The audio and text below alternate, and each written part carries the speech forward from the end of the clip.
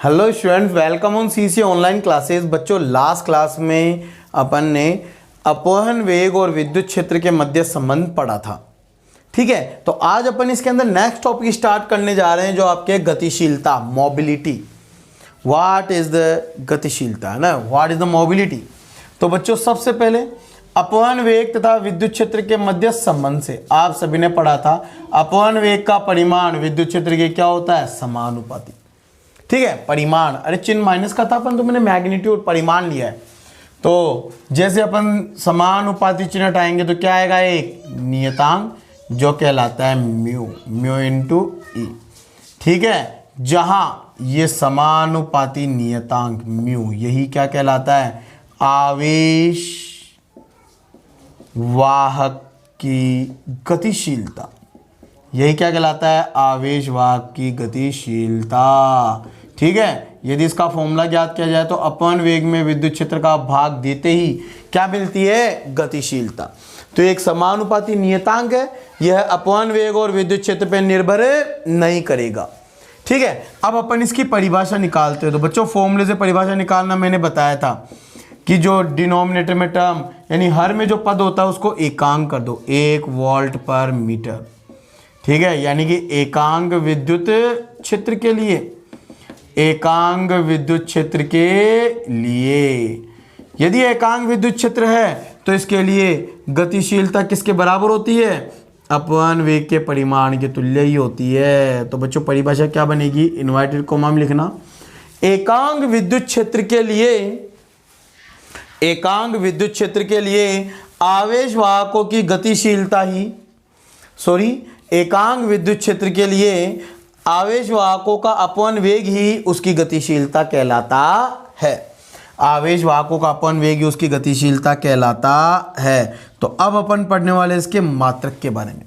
तो सब मात्रक फॉर्मूले से निकालते हैं। वेग का क्या होता है, मीटर पर सेकेंड, और विद्युत क्षेत्र का क्या है, वोल्ट पर मीटर। जब मीटर ऊपर जाएगा तो क्या बन जाएगा, मीटर स्क्वायर पर वोल्ट इंटू सेकेंड।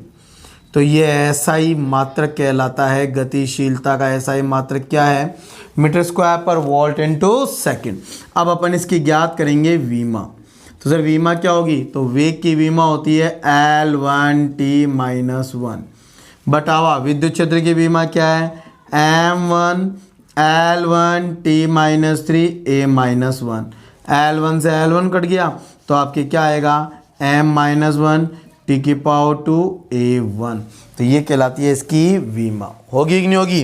अब अपन गतिशीलता का फॉर्मूला ज्ञात करते हैं।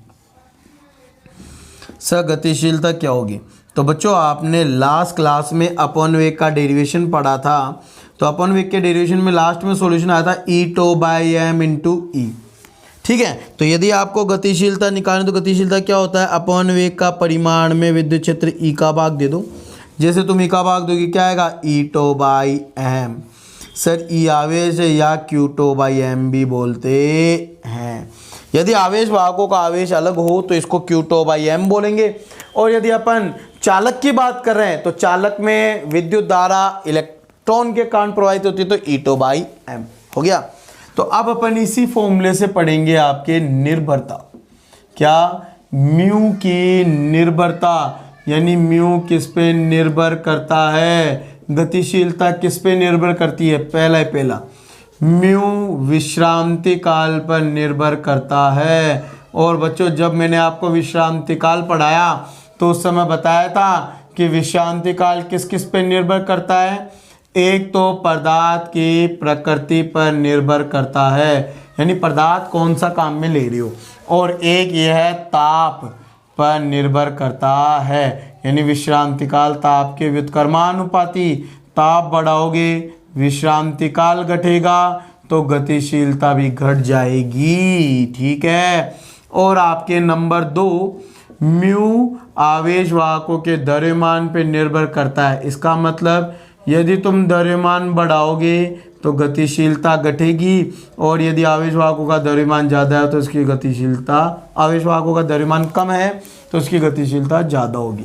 अरे वही बात, जैसे मोटे व्यक्ति धीरे चलते हैं, क्यों, क्योंकि उनकी गतिशीलता कम होती है। अब नोट नंबर 3 है, समरूप विद्युत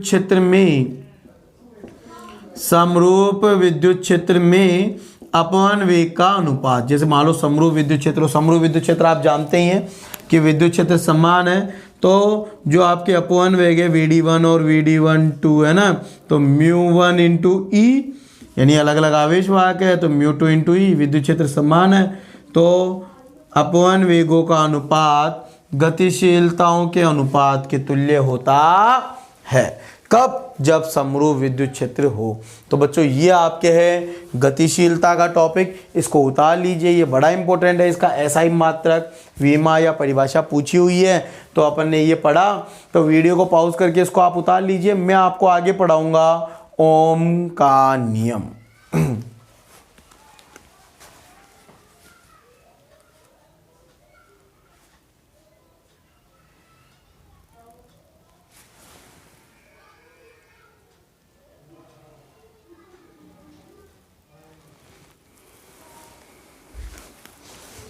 तो बच्चों अब अपन पढ़ने जा रहे हैं ओम का नियम। सर ओम का नियम क्या होता है? तो बच्चों मैं आपको एक चीज़ बता दूं, ओम का नियम वैसे सिलेबस से हट चुका है, परंतु फिर भी आपके ओम के नियम के आगे डेरिवेशन दे रखे हैं, यानी प्रूव दे रखा है, तो इसी कारण पहले ओम का नियम पढ़ना जरूरी है, तभी तो अपन उसको सत्यापित करेंगे, है ना, प्रूव करेंगे। तो बच्चों सबसे पहले अपन ओम का नियम पढ़ेंगे। तो ओम का नियम आपने बच्चों वैसे 10th क्लास में पढ़ा था, तो उतना आपके लिए सफिशिएंट है। तो मैं आपको बताता हूँ ओम का नियम क्या होता है ना। तो बच्चों नेक्स्ट हेडिंग लगा लो ओम का नियम। तो ओम के नियम में लिखना, जब किसी चालक की भौतिक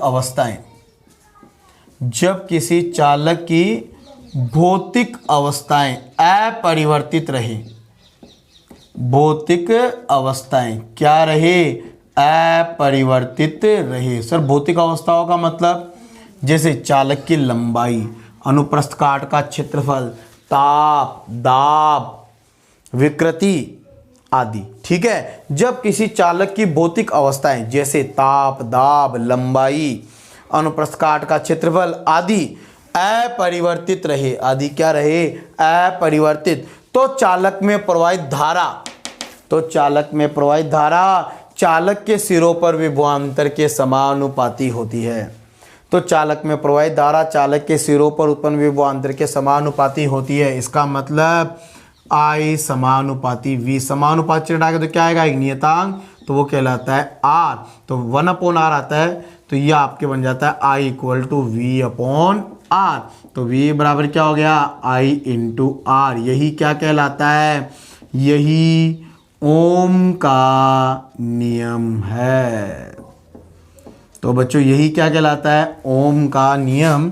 जहां सर ये कैपिटल R क्या है? कैपिटल R कहलाता है चालक का प्रतिरोध। तो बच्चों कैपिटल R कहलाता है चालक का प्रतिरोध, ये चालक का प्रतिरोध कहलाता है, जो आपके V/I के तुल्य होता है, ठीक है। तो अब अपन इसके मात्रक की बात करते हैं, तो ये एक अदिश राशि है। इसका मात्रक देखा जाए तो मात्रक क्या बन जाएगा? वोल्ट/एम्पियर, या इसका मात्रक होता है ओम। इसको ओम से प्रदर्शित करते हैं। अब देखिए इसके वीमा क्या बन जाएगी? सर वोल्ट, विभव की वीमा होती है M1 L2 T-3 A-1 बटावा current की होती है A1। जैसे अपन को सॉल्व करेंगे तो क्या बन जाएगा? M1 L2 T-3 A-2। तो ये कहलाता है आपके प्रतिरोध की वीमा, ठीक है। तो अब इसके बाद में अपन देखते हैं क्या, अब इसके अंदर आपके हैं I तथा V में वक्र। I तथा V में वक्र सर कैसा होगा बताओ? तो बच्चों समानुपाती, यानी कि समानुपाती संबंध है, और समानुपाती संबंध आप जानते हैं कि एक सीधी सरल रेखा होगी कि नहीं होगी। तो इस प्रकार अपन क्या कर सकते हैं? ग्राफ बना सकते हैं कि I और V के मध्य एक समानुपाती वक्र बनेगा, ठीक है। तो ये हो गया आपके इसका वक्र, जो एक सीधी सरल रेखा प्राप्त होती है, ठीक है। और जब अपन इसका ढाल निकालेंगे तो बच्चों जो इसका ढाल होता है वो प्रतिरोध के व्युत्क्रम के तुल्य होता है, ठीक है। तो ध्यान रखना, आई और वी वक्र का ढाल, ठीक है, वो प्रतिरोध के व्युत्क्रम के तुल्य होता है। तो यानी आपको यदि प्रतिरोध पूछा जाए तो प्रतिरोध इसके ढाल के व्युत्क्रम के तुल्य होगा। ठीक है, तो इतना कुछ ज़्यादा अपने नहीं है, बस इसका वक्र आपके बड़ा इंपॉर्टेंट है। अब अपन बच्चों इसी के अंदर पढ़ने वाले हैं नेक्स्ट टॉपिक। सबसे पहले ओम के नियम की सीमाएं, यानी सर ओम के नियम की क्या क्या सीमाएं हैं, यानी ओम का नियम कब लगता है, किन चीज़ों पे लगता है, इसके बारे में अपन पढ़ेंगे। ठीक है, तो बच्चों ओम के नियम की सीमाओं में लिखो नंबर 1, पहला फर्स्ट लिखना, चालक की भौतिक अवस्थाएं अपरिवर्तित रहनी चाहिए। ठीक है, ओम के नियम की सीमा नंबर 1 है कि चालक की भौतिक अवस्थाएं क्या होनी चाहिए, अपरिवर्तित। जैसे भौतिक अवस्थाएं कौन सी है, लंबाई, अनुप्रस्थ काट का क्षेत्रफल, कोमा ताप, दाब, ठीक है, विकृति आदि, ये सब क्या रहनी चाहिए, अपरिवर्तित। नंबर दो आपके ओम का नियम केवल 300 डिग्री सेंटीग्रेड के कम ताप पर ही लागू होता है। नंबर 2 है कि ओम का नियम चालक का प्रतिरोध केवल T आपके लेस देन 300 डिग्री सेंटीग्रेड तक ही वैध है। इसके बाद में ये वक्र वक्राकार बन जाता है, आई और वी का वक्र वक्राकार बन जाता है, बदल जाता है, ताप के साथ प्रतिरोध तेजी से बढ़ने लग जाता है। ठीक है, तो आपके यानी प्रतिरोध बदलने के कारण ये वक्र वक्राकार हो जाता है। नंबर थर्ड लिखना, यह केवल ओमीय युक्ति के लिए यानी यह केवल ओमीय युक्ति के लिए ही वैध है। ठीक है बच्चों, तो जो ओम का नियम होता है वो केवल ओमीय युक्तियों के लिए ही एप्लीकेबल होता है, यानी लागू होता है, वैध होता है। अब सर ये ओमीय युक्तियां क्या होती है, तो बच्चों अगली हेडिंग लगाना, ये तो ओम के नियम की सीमाएं थी। अब आपके अगली हेडिंग लगाना इसके अंदर, ओमीय तथा अनोमीय युक्तियां। ओमीय तथा अनओमीय युक्तियां। तो बताओ सर ओमीय तथा अनोमीय युक्तियां क्या होती है। तो बच्चों इसमें सबसे पहले हेडिंग लगाओ ओमीय युक्तियां। सबसे पहले अपन पढ़ेंगे ओमीय युक्तियां कौन होती है। ठीक है, तो ओमीय युक्तियां में लिखना वे युक्तियां, ओमीय युक्तियों में लिखो वे युक्तियां। ठीक है, नंबर 1 पहला फर्स्ट, जो ओम के नियम की पालना करे। वे युक्तियां नंबर 1 जो ओम के नियम की पालना करे। ठीक है, और नंबर 2 जिनमें आई तथा वी के मध्य वक्र सरल रेखीय प्राप्त हो, यानी सरल रेखीय वक्र प्राप्त हो ना, सरल रेखीय वक्र प्राप्त हो, वे युक्तियां ओमीय युक्तियां कहलाती है।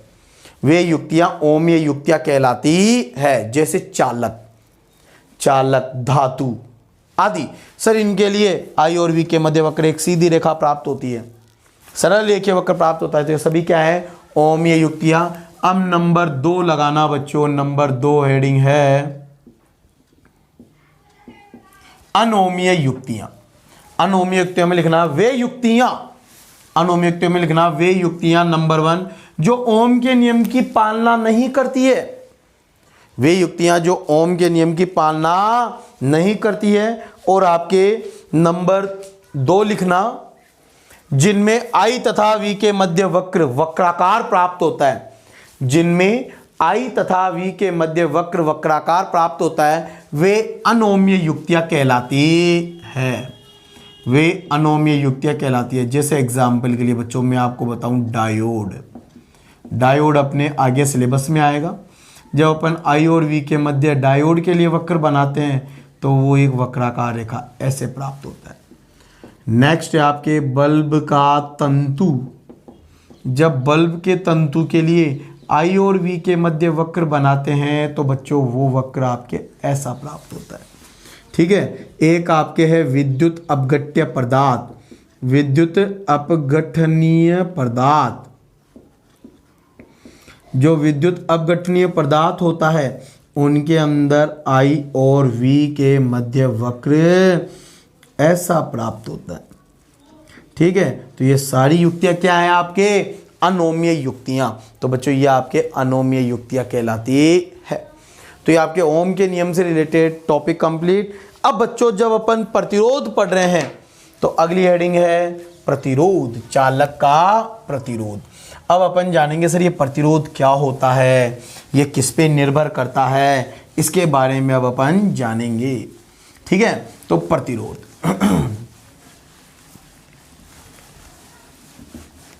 तो बच्चों हेडिंग लगा लो, चालक का प्रतिरोध, चालक का प्रतिरोध। तो बच्चों लिखना, चालक के प्रतिरोध में लिखो, किसी पदार्थ का वह गुण, किसी पदार्थ का वह गुण जिसके कारण, किसी पदार्थ का वह गुण जिसके कारण वह विद्युत धारा के प्रवाह में, विद्युत धारा के प्रवाह में बाधा उत्पन्न करे, विद्युत धारा के प्रवाह में बाधा उत्पन्न करे, चालक का प्रतिरोध कहलाता है, चालक का प्रतिरोध कहलाता है। तो बच्चों मैंने क्या कहा, प्रतिरोध क्या होता है? प्रतिरोध पदार्थ का वह गुण है जो धारा के मार्ग में अवरोध उत्पन्न करे, धारा प्रवाहित होने में क्या उत्पन्न करे, बाधा। वह आपके क्या कहलाता है, उस चालक का प्रतिरोध कहलाता है। ठीक है, तो आगे हेडिंग लगाना इसी के अंदर, प्रतिरोध का कारण, यानी प्रतिरोध लगता क्यों है। तो बच्चों इसी के अंदर चालक के प्रतिरोध में आगे हेडिंग लगा लो, प्रतिरोध का कारण, प्रतिरोध क्यों लगता है। तो लिखो, चालक में बहुत सारे मुक्त इलेक्ट्रॉन होते हैं, चालक में बहुत सारे मुक्त इलेक्ट्रॉन होते हैं जो गति करते हुए, चालक में बहुत सारे मुक्त इलेक्ट्रॉन होते हैं जो गति करते हुए दूसरे इलेक्ट्रॉनों से टक्कर करके, दूसरे इलेक्ट्रॉनों से टक्कर करके अपने मार्ग में बाधा उत्पन्न कर लेते हैं, अपने मार्ग में बाधा उत्पन्न कर लेते हैं, जिसके कारण चालक में प्रतिरोध लगता है, जिसके कारण चालक में प्रतिरोध लगता है। तो बच्चों चालक में बहुत सारे इलेक्ट्रॉन हैं, तो जब इलेक्ट्रॉन गति करेंगे तो ये गति करते हुए जो गतिशील अन्य इलेक्ट्रॉन है उनसे टक्कर करने लग जाते हैं और टक्कर करके अपने मार्ग में अवरोध उत्पन्न कर लेते हैं, प्रतिरोध उत्पन्न कर लेते हैं। यही आपके इस प्रतिरोध का कारण है।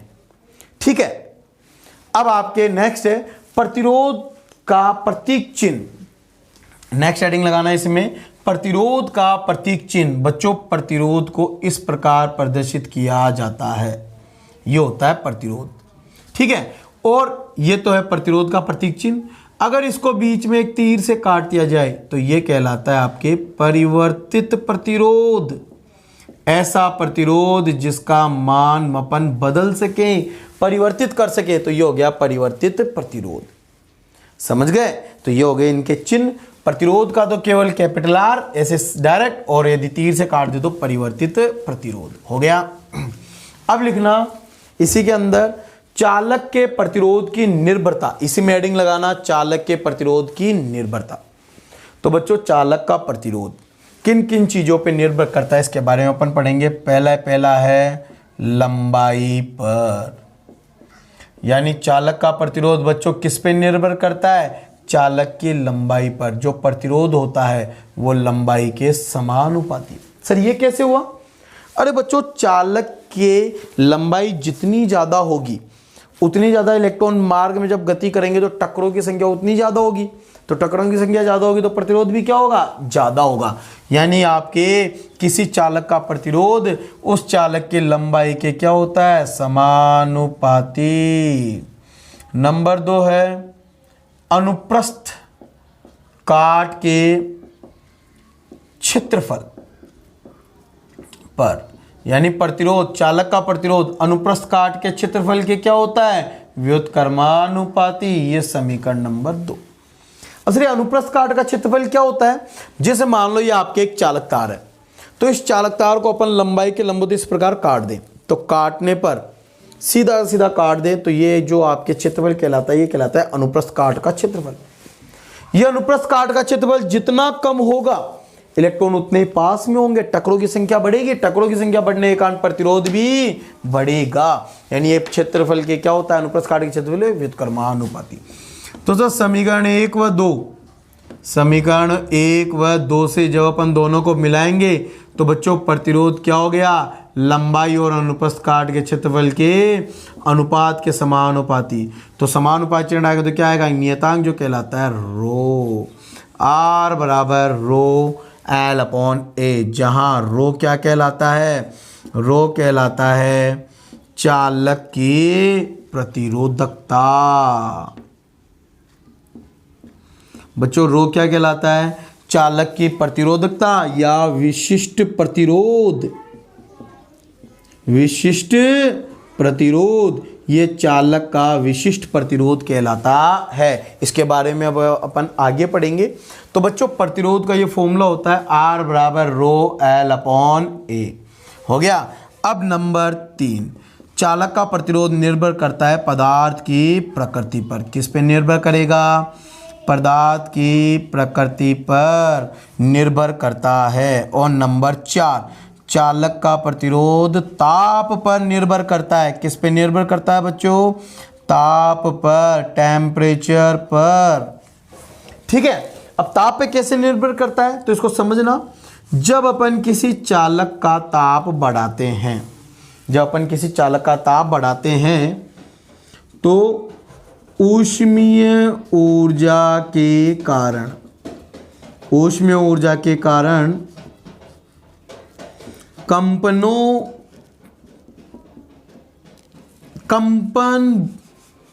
बढ़ते हैं ना।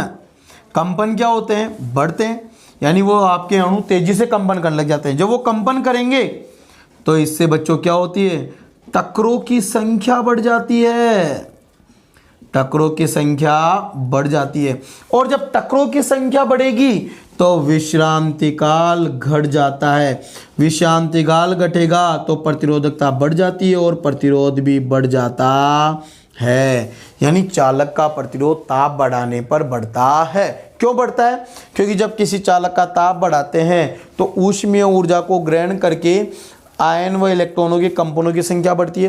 कंपन बढ़ेंगे तो टकरों की संख्या बढ़ेगी, टकरों की संख्या बढ़ने के कारण विश्रांति काल घटता है और प्रतिरोधकता और प्रतिरोध बढ़ जाता है। तो ये तो हो गई बात अपने ताप पर निर्भरता की। अब अपन इसका गणितीय विश्लेषण पढ़ेंगे। तो सर गणितीय रूप से बताओ कि आपके प्रतिरोध ताप पर कैसे निर्भर करता है। तो बच्चों देखो, जैसे प्रारंभ में मान लो आपके ताप कितना है T1, तो चालक का प्रतिरोध भी कितना है R1, ठीक है। और अंत में जैसे मान लो बाद में ताप T2 है तो इसमें प्रतिरोध R2 हो गया। तो बच्चों प्रतिरोध में परिवर्तन R2 माइनस R1 प्रारंभिक प्रतिरोध के क्या होता है, समानुपाती। प्रतिरोध में परिवर्तन प्रारंभिक प्रतिरोध के क्या होता है, समानुपाती। और नंबर 2, प्रतिरोध में परिवर्तन तापांतर के क्या होता है, समानुपाती। अरे पहले जितना ज्यादा प्रतिरोध है तो ताप बढ़ाने पर उतना ही ज्यादा प्रतिरोध बढ़ेगा, और ताप जितना ज्यादा बढ़ाओगे उतना ज्यादा प्रतिरोध बढ़ेगा। तो समीकरण 1 व 2 से, है ना, समीकरण 1 व 2 से जब अपन दोनों को मिलाएंगे तो आपके पास क्या मिलेगा, R2 माइनस R1 समानुपाती R1 डेल्टा कैपिटल T। समानुपाती चिन्ह डालेंगे तो क्या आएगा, एक नियतांक जो कहलाता है alpha R1 delta capital T। बोलो होगा कि नहीं होगा। तो ये बन गया आपके संबंध। तो यदि अपन चाहें तो इसे निकाल सकते हैं। R2 बराबर क्या हो जाएगा, R1 1 plus alpha delta capital T। एक तो ये फॉर्मूला बनेगा। सर ये जहां अल्फा क्या कहलाता है, तो बच्चों अल्फा कहलाता है ताप प्रतिरोध गुणांक। बच्चों अल्फा क्या कहलाता है, ताप प्रतिरोध गुणांक। और ये किसके बराबर होगा, R2 minus R1 upon R1 delta capital T। ठीक है। तो सर इसका मात्रक क्या होगा, मात्रक बताओ। तो बच्चों मात्रक निकालेंगे तो R2 माइनस R1 ये प्रतिरोध ओम, ये भी ओम, और ये हो गया डिग्री सेंटीग्रेड। यदि डिग्री सेंटीग्रेड है तो डिग्री सेंटीग्रेड इनवर्स बोल दो, या ऐसा ही मात्रक की बात करें तो केल्विन इनवर्स। ठीक है, ये इसका SI मात्रक कहलाता है। अब अपन इसकी विमा की बात करें तो बच्चों केल्विन यानी K-1 इसकी विमा होती है। तो ये हो गई बात अपने इसकी। अब आपके बच्चों कुछ इंपॉर्टेंट टॉपिक है इस अल्फा से रिलेटेड जो मैं आपको बताने जा रहा हूं, तो एक बार वीडियो को पॉज करके इसको आप उतार लीजिए। तो अब आपके देखना इसी अल्फा से संबंधित कुछ इंपॉर्टेंट टॉपिक है, वो आपके क्या है, जैसे आपके ये टॉपिक है कि सबसे पहले जैसे चालक है, चालक के लिए, तो बच्चों चालक के लिए है ना अल्फा आपके पॉजिटिव, वो इसका मान अधिक होता है। अधिक होने का मतलब यानी तुम ताप बढ़ाओगे तो चालक का प्रतिरोध बढ़ेगा। अब नंबर 2 है आपके अर्धचालक। अब यदि अपन अर्धचालक की बात करें तो बच्चों अर्धचालक ऐसे पदार्थ होते हैं जिनका अल्फा नेगेटिव होता है, वह मध्यम मान का, ठीक है। तो यानी कहने का मतलब जब अर्धचालक का ताप बढ़ाते हैं तो इसका प्रतिरोध घटता है। तो बच्चों अर्धचालक का ताप बढ़ाने पर प्रतिरोध बढ़ता है, क्यों? क्योंकि जब ताप बढ़ाया जाता है तो आपके संयोजी बैंड के इलेक्ट्रॉन ऊर्जा ग्रहण करके चालन बैंड में चले जाते हैं। किस में चले जाते हैं? चालन बैंड में जाकर मुक्त हो जाते हैं, ठीक है। यानी जो संयोजी बैंड में इलेक्ट्रॉन है जो नाभिक से बंधे हुए हैं वो ऊर्जा ग्रहण करके चालन बैंड में चले जाते हैं, मुक्त हो जाते हैं, जिससे बच्चों मुक्त इलेक्ट्रॉनों की संख्या बढ़ती है। मुक्त इलेक्ट्रॉनों की संख्या बढ़ेगी तो प्रतिरोध घटेगा, आसानी से धारा प्रवाहित होगी तो प्रतिरोध घट जाता है। अब आपके कुछ मिश्र धातुएं होती हैं, मिश्र धातुएं जैसे कौन? जैसे आप आगे पढ़ोगे मैग्नीन, कॉन्स्टेंटन या यूरेका, ये ऐसे मिश्र धातुएं, इनके लिए अल्फा क्या होता है? नगण्य। कहने का मतलब ताप बढ़ाने पर प्रतिरोध क्या रहता है? अपरिवर्तित। तो वो पदार्थ जिनमें ताप बढ़ाने पर प्रतिरोध अपरिवर्तित रहता है वे मिश्र धातुएं मैग्नाइन, कॉन्स्टेंटन व यूरेका है। इनका अपन प्रैक्टिकल में उपयोग करते हैं जो अभी अपन आगे पढ़ेंगे।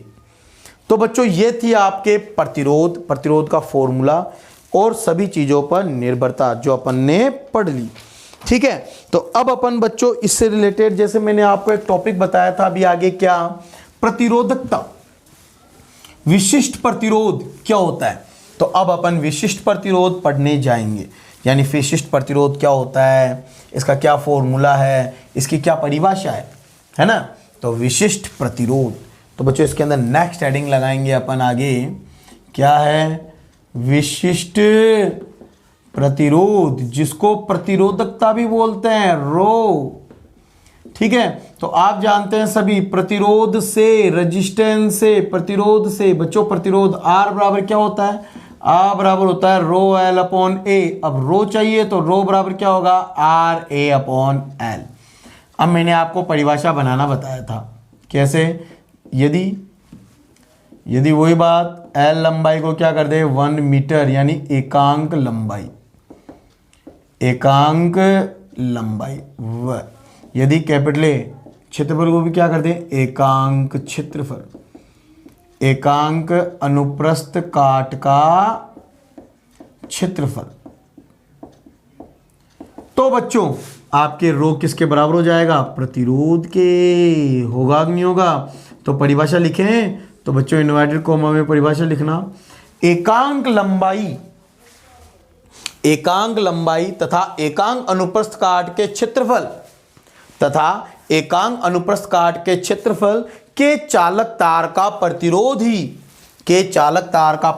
ही विशिष्ट प्रतिरोध या प्रतिरोधकता कहलाता है। विशिष्ट प्रतिरोध या प्रतिरोधकता कहलाता है। अब इसका मात्रक देखें तो रो का मात्रक प्रतिरोध का ओम, क्षेत्रफल का मीटर स्क्वायर और लंबाई का होता है मीटर। 1 मीटर से 1 मीटर गया, क्या बन गया? ओम इंटू मीटर, ठीक है। और इसकी वीमा, तो बच्चों अभी अपन ने प्रतिरोध की वीमा निकाली थी M1 L2 T-3 A-2 और लंबाई की हो गई L1। तो आपके क्या बन जाएगा M1 L2 T-3 A-2। बोलो होगा कि नहीं होगा। अब इसके बाद में अपन नेक्स्ट हेडिंग पढ़ेंगे आपके, ये कहलाती है चालकता, विशिष्ट चालकता। इसको प्रदर्शित करते हैं सिग्मा से। तो बच्चों इसमें लिखना प्रतिरोधकता का व्युत्क्रम विशिष्ट चालकता कहलाता है, यानी प्रतिरोधकता यानी रो का क्या कर दो उल्टा। तो जब अपन इसका मात्रक पढ़ेंगे तो सब प्रतिरोधकता का उल्टा यानी 1/ओम इंटू मीटर, ओम का उल्टा करेंगे तो महो पर मीटर। ठीक है, अब वीमा निकालेंगे तो जो प्रतिरोधकता की वीमा उसको उल्टा कर दें तो M-1 L-3 आएगा ना, वो सॉरी L3 आएगा, तो यहाँ पे जाएगा L-3 T⁻+3 A⁻²। तो ये हो गई इसकी वीमा। तो बच्चों ये आपके प्रतिरोधकता और विशिष्ट चालकता का टॉपिक कंप्लीट। तो अपन ने प्रतिरोध के बारे में जाना। अब आपके बच्चों इसके अंदर कुछ इंपॉर्टेंट डेरिवेशन आएंगे जिनके बारे में अभी अपन नेक्स्ट क्लास में डिस्कस करने वाले हैं। ठीक है, तो आप वीडियो को पॉज करके बच्चों ये सारी चीज़ें उतार लीजिए। ठीक है।